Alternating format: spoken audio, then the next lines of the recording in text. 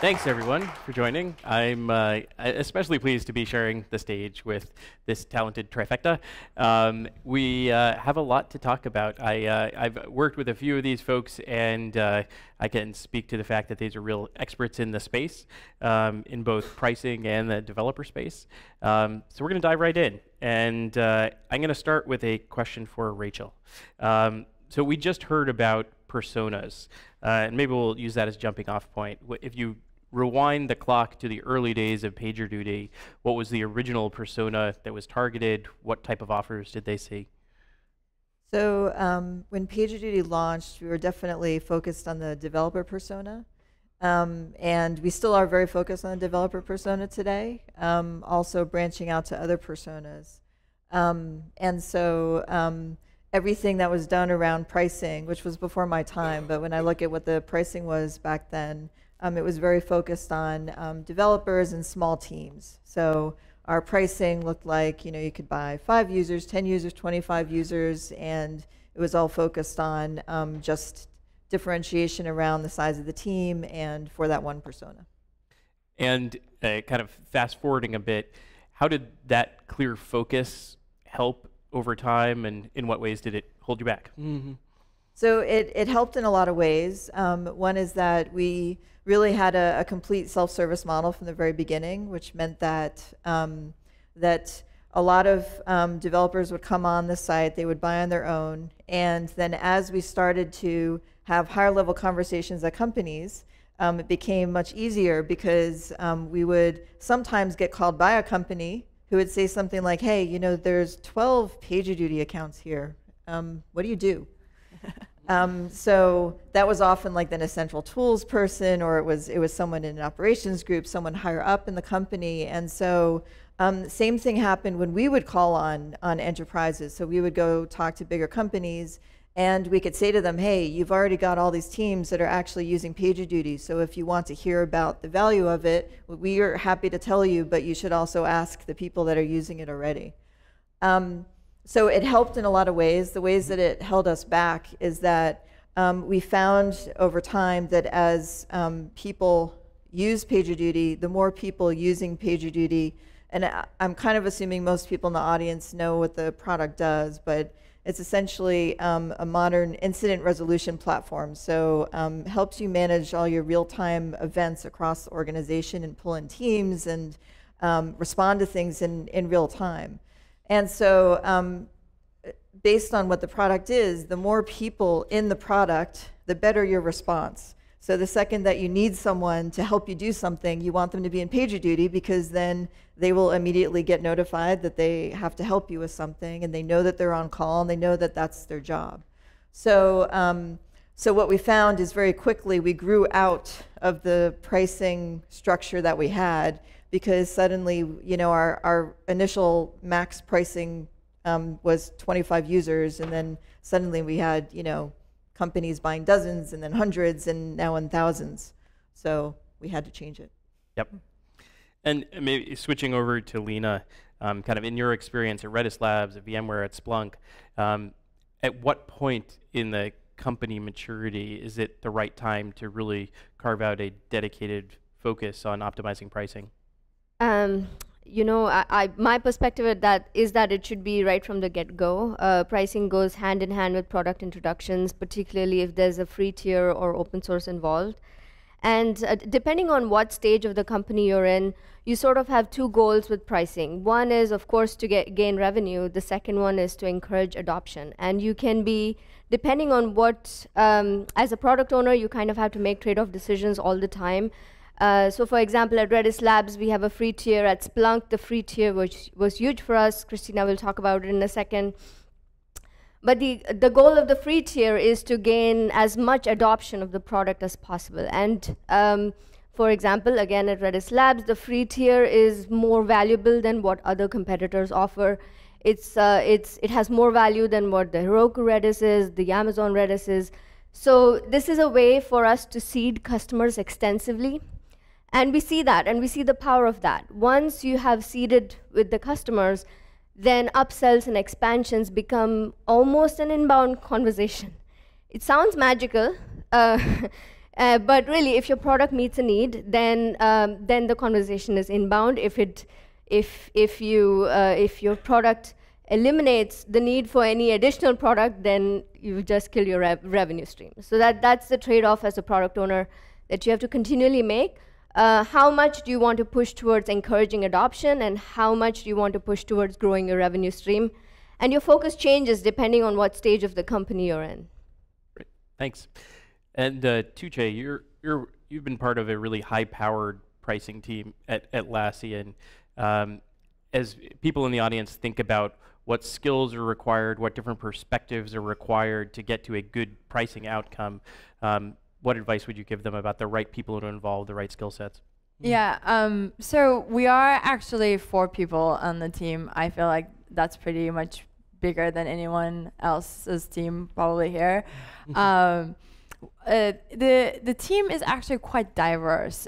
So people have very different backgrounds, except for the fact that everyone has done consulting.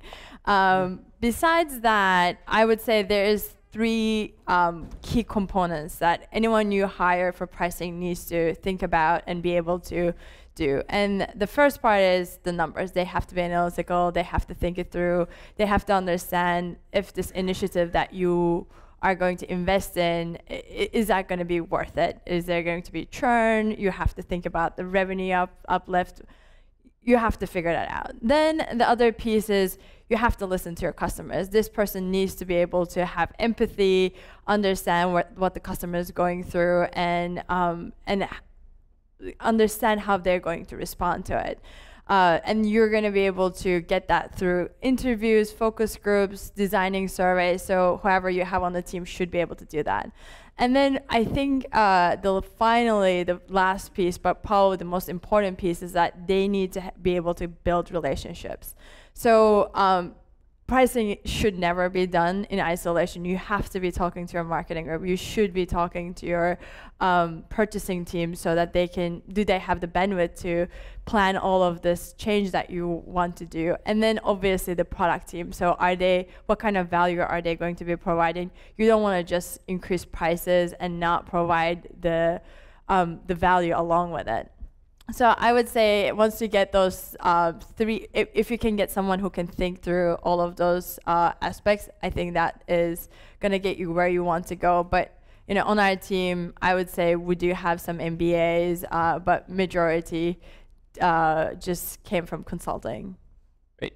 And Leena, maybe your perspective as you think about what we've talked about bringing in different perspectives, bringing in lots of data, and we've seen other presentations today about even bringing in more data both internally and externally. How do you set guardrails around the process so that you don't suffer from paralysis by analysis? That's a great question. Once again, it goes back to what stage of the company you're in and how much time do you have. With some of the major cloud vendors pretty much changing their prices every 3 months, every 6 months, you kind of have to revisit your pricing almost all the time. But you may not have the bandwidth to continually keep doing this.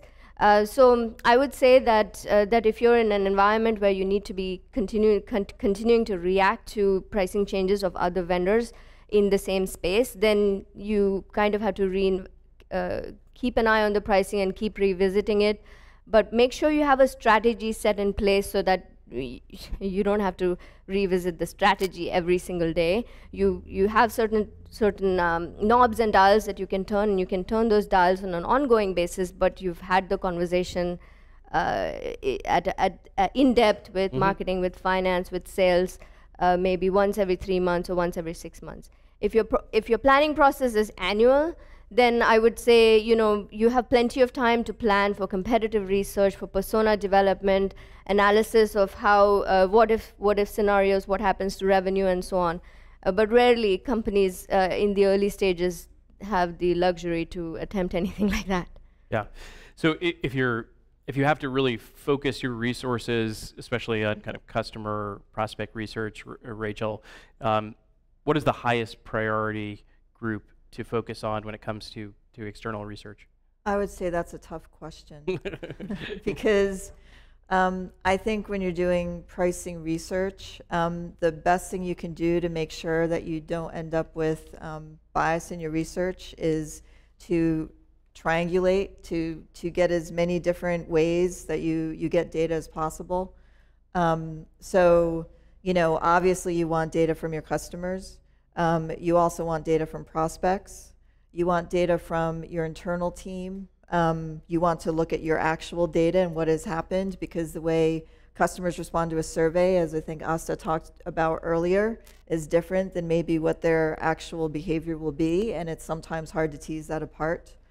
And the other thing too is that you know, you as a company may be growing, you may be moving into other directions, you may be thinking about launching new things. And so sometimes asking your customers about something you don't have yet works, and sometimes it doesn't work.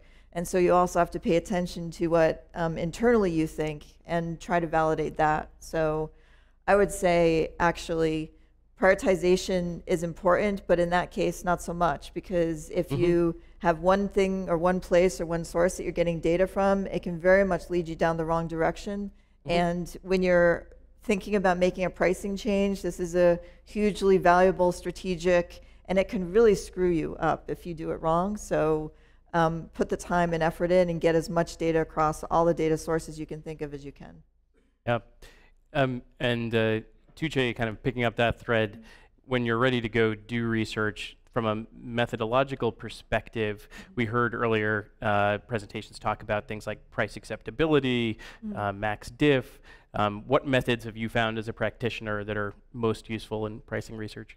So I always maximize the value that I'm going to get from the effort that I'm going to put in. So thinking about it from that perspective, I would say competitive benchmarking has been just, you know, very simple, no-brainer. You go look at what your competitors are doing and see what the customers are willing to pay over there. I would also say conjoint analysis is something that we have definitely leveraged, and that I don't know if you guys are familiar with it, but it's one of those tools that you will have to kind of get an outside consultant to help you with that. It's a big, deep tool that requires a lot of investment, but it will give you a lot of insights to your customers. And what you can test with it is the willingness to pay, what features are preferred. You can test which platforms people are using. You could just, you name it. It's a very powerful tool that you can embed in your practice. And then if I'm doing this all alone and I want to survey my customers, I do use a tool called Van Westendorp, and that one is basically straight up asking questions to customers about their willingness to pay. I wouldn't just take that as like the data point and run with it. I would want to like see if I would try to get a lot more data points than that, because customers are going to potentially say they would pay that, but when it comes to do the action, they might not want to go along with it. So I would use it as a data point, but I wouldn't just base all of my analysis on that. But that is a very straightforward and simple tool that people can use easily. Leena, what are some of the pitfalls you've seen in pricing research? So one thing was that we encountered a little bit at a later stage in Splunk was looking at the total cost picture. So Splunk usually was one in a range of tools that customers purchased. And initially, when we charged for Splunk, we charged for it based on data index volume in a 24-hour time period, which made it very difficult to compare it with with the competitors who usually charge per node or per VM or per core or per user. So it worked out. It sort of it was confusing. But then later on, we started introducing apps on top of Splunk, and now these apps were more targeted towards specific markets. Let's say the VMware market, as an example. And then people started comparing. You know, hey, I'm paying so much for base data index volume, and I'm paying this much for the app, and I'm comparing it versus this specific tool that I purchased from VMware or I'm about to purchase from VMware. And now it becomes very clear that maybe we're charging too much. So you kind of always have to be conscious of the value that you're providing to the customer ahead of time before you roll out pricing. Yep. maybe layering another level of sophistication on top of this is packaging. We've heard about packaging today, and Rachel, maybe you can speak to, in your view, what are some of the kind of fundamental packaging structures that have been successful, and how those kind of support future development as well? So I think the packaging structure should be very aligned to your company strategy. So it's hard to say like one packaging structure is better than another. It depends on a lot of things, like where your company is in its, how long it's been around, how long the product's been around. Is it just launched, so the functionality is pretty straightforward, or do you have a lot of differentiated functionality so that you have to offer, a low-end product and a high-end product, and different personas will want different ones? It also depends on things like, do you really have one product, or are you getting into the world where you have multiple products? So, I think there's some obvious pricing and packaging tools or ways that people do it. You see a lot of people doing the good, better, best. You see a lot of people doing a platform plus product. You see a lot of people doing size based on other things like teams, like nodes, like there's all sorts of options out there. And really, you can't pick one and say, I like this one better, because it totally depends on your company, your product, the way your customers like to buy, and where you're going as a company. Mm-hmm. Good. And Tugce, let's fast forward. You've done your pricing research, you have the results, you've baked a strategy that you feel confident about. What are some of the implementation lessons you've learned about the best way to message both internally and to customers? Mm-hmm. Kind of what assets, collateral is needed to kind of spread the message you built? Yeah. So internally, you have to get everyone aligned. So you have to talk to marketing, purchasing, customer advocates, marketplace if you have one, as well as customer support. So, and the product heads, to just get them all aligned that this is going to be the strategy that we're going to go follow. On top of that, the big messages for the customers is that you need to tell them that you're changing their price. You need to tell them how much it's going to affect them. They really want to figure out, at the end of the day, when you say, oh, your pricing is going to change, they want to know how much it's going to change. On top of that, you want to tell them why it's changing. And the answer there is pretty simple. We want to continue investing in the product, and this is the way that you match that value, and you can keep on doing that. And then you want to tell them how you're adding value, so what you have done for them up to this point, what other features you're like thinking about building or you have released. And finally, I think this is a very important one, you need to tell them how they can mitigate that pricing change. And a lot of times people thought when they talk about pricing change, they talk about price increase. And you have to give them a method that they can bring down the bill. You don't want them just churning and going to their competitor. In terms of assets, I would say you definitely need to give them a contact us, and you need to arm your customer advocates who will have actually recruited volunteers, because your regular customer advocates load is going to be very different than when you release a pricing change. So besides that, you want to get the customer advocates as well as the customer support aligned on those canned messages that you have previously prepared and provided them, because you don't want different customers hearing different messages from you. You want all of these customer-facing teams to be armed with same message and hitting home.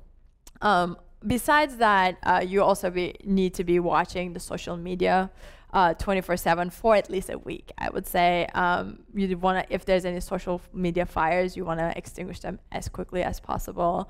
And finally, your biggest messaging platform is going to be an email that you send out to customers. So I would say that in that email, give them all the messages that I just mentioned, and then like all the resources that they can use to get to the point that you want them to be when you release that, between the announcement and when you do your actual change. Great. And let's say we've been successful at that point, Leena, we've rolled out our change. How do you measure whether it's been successful, and what do you do if it goes wrong? Yeah, you have to kind of keep an eye out, like Tugce said, on all your key metrics. You have to continue to review feedback from sales, continue to review feedback from customers, keep an eye on pipeline and bookings. It is possible to adjust the pricing after it has been rolled out. And typically one good metric for that is how much negative feedback are you hearing. This is a difficult decision. And with any pricing rollout that changes how much a customer, that increases how much a customer has to pay for something, there will be a lot of squealing, unhappiness, and to the extent that you can mitigate it, that's good. But if the volume of complaints rises above a particular level, and it is totally not scientific to define this level, you do have to go back and change the pricing. It sounds impossible, but I know for sure VMware did it at least 2 times. Anyway, so it's a judgment call, basically. So maybe wrapping up with kind of final thoughts from everyone on the panel. Kind of what, if you take a step back, what's the most important takeaway for turning kind of pricing theory or pricing research into reality and kind of making sure it sticks? I think one of the things that worked well for us is about the process, and you know, we went through an analysis of how our pricing should work, and made sure that we involved a lot of people in the company. So we talked a bit about who's on a pricing team, but I think a pricing team is actually almost the whole company. A lot of people have a say in it, a lot of people want to be involved in it, a lot of people, it has a big impact. So making sure that throughout the process, we're really clear about what are we trying to figure out, what do we want to know, what do we want to learn, what is the goals of the project, and then giving regular updates through the whole process so that when you get to the end and you have a recommendation that you want to implement, it's not a surprise to anyone. So that's where you want to be. You don't want to be in a place where you have to explain to someone from beginning to end the research you did, what you found, and as a result, this is what you want to do.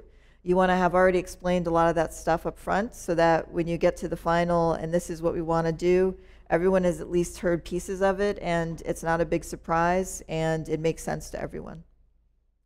Leena, thoughts? Yeah, I completely agree with what Rachel says. It's really an entire company decision, any pricing rollout, and you need to make sure everybody in the company is aware of why you're doing it and is able to talk to it.